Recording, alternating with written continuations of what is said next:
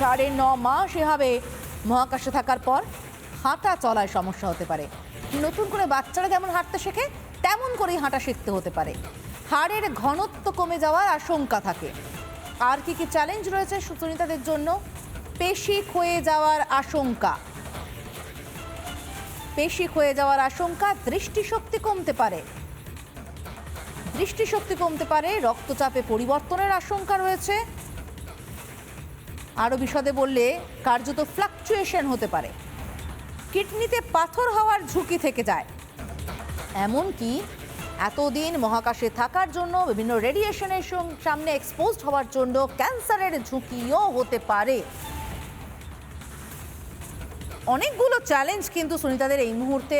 প্রথম চ্যালেঞ্জটাই হচ্ছে অবতরণ, সফলভাবে অবতরণ করা। আমরা জানি সুয়েজের নিয়ে এসেছিল নভোশ্চরদের, নিয়ে এসেছিল রাশিয়ার নভোশ্চরদের সুয়েজ ক্রিউ 4 মিশন। সেটাও কিন্তু বেশ কঠিন ছিল। 4 মহাকাশচারী অসুস্থ হয়ে পড়েছিলেন সফল অবতরণের পরেও। এই সফল অবতরণটা ভীষণ রকম জরুরি। এই অবতরণের পদ্ধতিটা ঠিক কিভাবে ঘটে মহাকাশ বিজ্ঞানী সন্দীপ চক্রবর্তী আমাদেরকে ব্যাখ্যা করে বুঝিয়েছেন। আমরা তার ব্যাখ্যা একবার নজর রাখি। কিন্তু এই যে মডিউলটা যার মধ্যে সুনিতা উইলিয়ামসরা বসে আছে, ঠিক এইভাবে বসে আছে, তারা তো সামনের দিকে মুখ করে বসে আছে। তাদের ওপরে হচ্ছে ওই পোর্টটা আছে, ওই পোর্টটা ডক করা আছে, ইন্টারন্যাশনাল স্টেশনের সঙ্গে ডক করা ছিল, সেটা থেকে আনডকটা করা হয়েছে। এইবার এটারই উল্টো দিকে দেখুন, নিচের দিকটা একটা লম্বা বড় একটা রুটি তৈরি করার একটা তাওয়ার মতো একটা চ্যাপ্টা একটা জায়গা।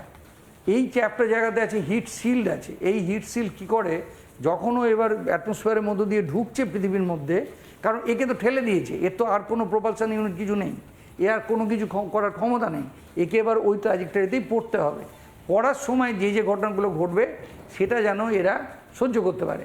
এবার কি ঘটনাটা ঘটবে, পৃথিবীর সঙ্গে যখন ফ্রিকশন হবে 70-80 কিলোমিটারের উঁচুতে, মনে করুন 50 থেকে 70, এই রিজিয়নটা যখন ঢুকছে প্রচণ্ড প্লাজমাটা প্রচণ্ড গরম হয়ে যাবে। বাতাসটা খুব সামান্য বাতাস, কিন্তু এই হিট শিল্ড হচ্ছে এই চেম্বারটাকে প্রোটেকশান দেবে, যে যাতে এই হিটটা চেম্বারের মধ্যে না যেতে পারে, অর্থাৎ এরা 4 জনে যেন বেঁচে থাকতে পারে।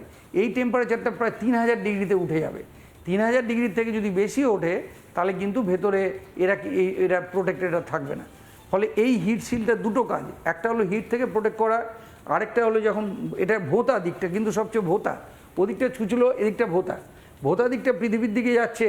তাতে সুবিধা হলো যে সেটা ব্রেক করছে, অর্থাৎ জিনিসটা প্রচণ্ড সুপারসনিক স্পিডে আসছিল, সে অলরেডি ব্রেক করতে শুরু করেছে এই দিকটা, যেহেতু পৃথিবীর দিকে মুখ করে আসছে।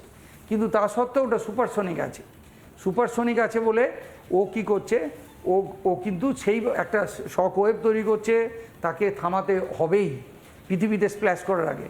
কারণ পৃথিবীতে যখন স্প্ল্যাশ করবে ওটা তখন 1-2 মিটার পার সেকেন্ড, তার থেকে বেশি জোরে সে আসতে পারে না, তাহলে কিন্তু ডিসইন্টিগ্রেট করে যেতে পারে।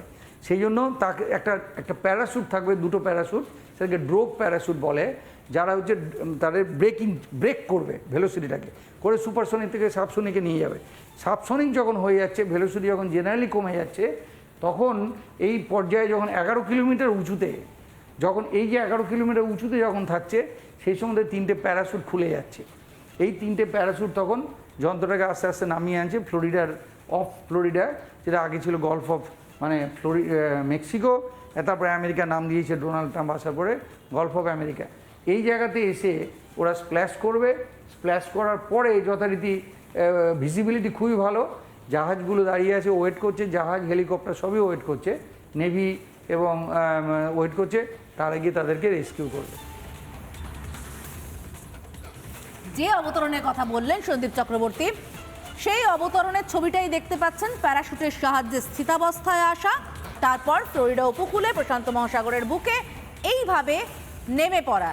যেহেতু জলে সবসময় যে কোনো মহাসাগরেই নামানো হয়, এবং যেহেতু কোনো জলাশয় এলাকাতেই নামানো হয় বলা ভালো, এটা মহাসাগরে হচ্ছে বলে এটাকে ওশান স্প্ল্যাশ ডাউন বলা হয়।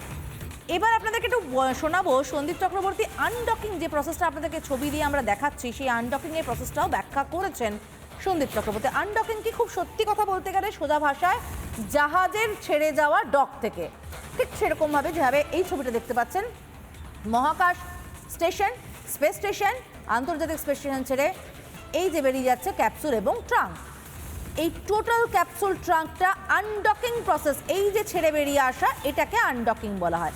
তারপর ধাপে ধাপে পৃথিবীতে নেমে আসা, যে ছবি আপনাদেরকে লাগাতার দেখাচ্ছি আমরা, সন্দীপ চক্রবর্তী মহাকাশ বিজ্ঞানী, তিনি এই আনডকিং প্রসেসটাকে বিশদে ব্যাখ্যা করেছেন মডেলের মাধ্যমে। দেখুন, এই হচ্ছে আমাদের স্পেস স্টেশনের একটা কপি। এটা হচ্ছে 18 ইঞ্চির একটা মডেল, কিন্তু আসলে এটা 100 মিটার বড়। ঠিক আছে, এর প্রত্যেকটা জিনিস 200 গুণ বড় করে চিন্তা করতে হবে আপনাকে। এই 200 গুণের চিন্তা করার মধ্যে এইখানে দেখবেন দুটো মডিউল আছে, একটা ক্রু 9, একটা ক্রু 10।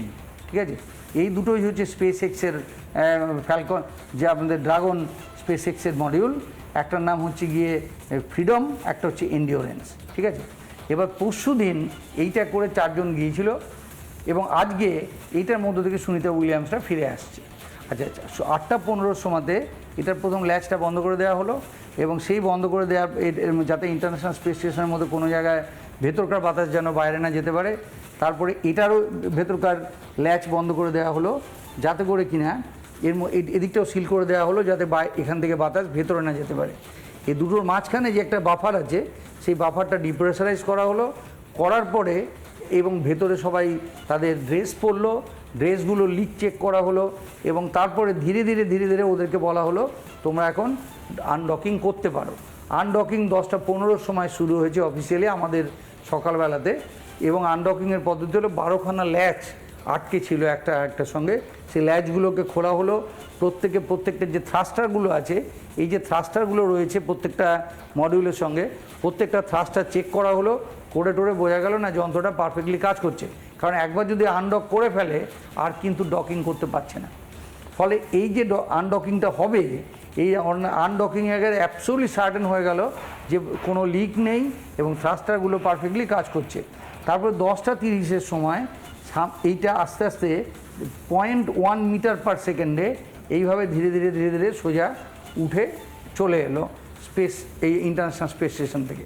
এইখানে একটা এক্সক্লুশন একটা জোন আছে, যে এইটার 3 kilometre by 4 kilometre by 3 kilometre এরিয়ার মধ্যে কেউ যেন জোরে কোনো গাড়ি না চালায়। ঠিক আছে, যেমন করে পার্কিং লটে আমরা জোরে গাড়ি চালানোর কোনো নিয়ম নেই, এইখানেও সেরকম।